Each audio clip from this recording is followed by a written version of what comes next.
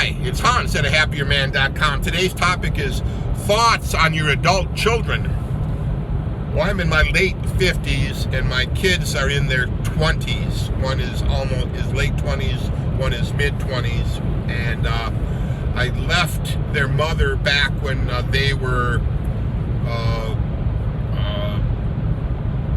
kind of 11 and 14, right around that time frame.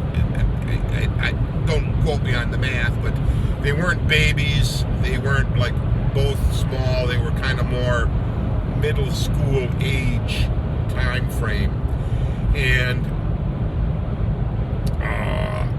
I left them with their mother, hoping that she would be a good mom to them. And, truthfully, I think she tried, and it kind of worked out for them for a few years.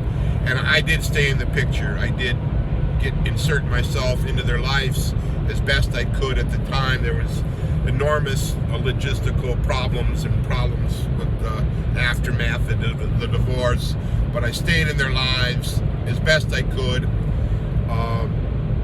and I'm lucky to have done that. I know other men who've once they left their wife, the circumstances were such that they never were able to see their kids again, and that's pretty sad to me. But in getting back to the adult kids, well, through a series of circumstances, the kids came back to me full time, and I finished raising them, on my own. Their mother just couldn't really be of much help to them in the raising, the day-to-day stuff. And I'm so happy to have had that experience.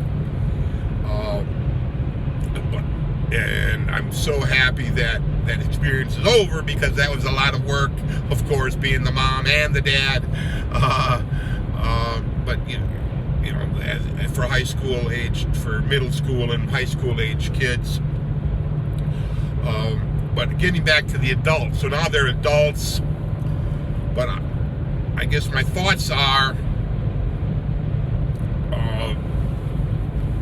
that you, as the dad, should go and see them more than you expect them to come and see you.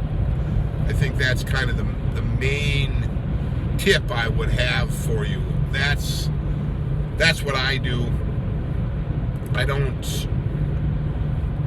I just think of it how my life was when I was in college. In the years after college, I had no free time. I had such little free time. I was either in college, and my college was extremely demanding.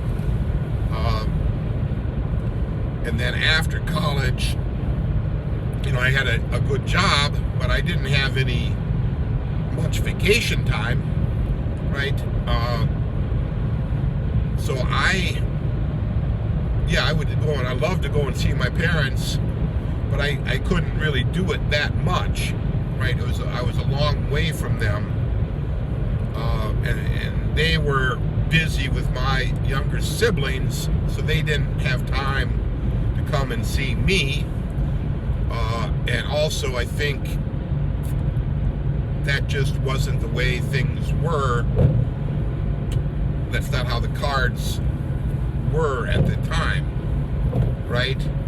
So I am suggesting to you that if you have college-age children or young adults or even older adults, why don't you, as the dad, and then maybe you have a good wife, their mother, maybe you would go to see them more than you expect them to come and see you.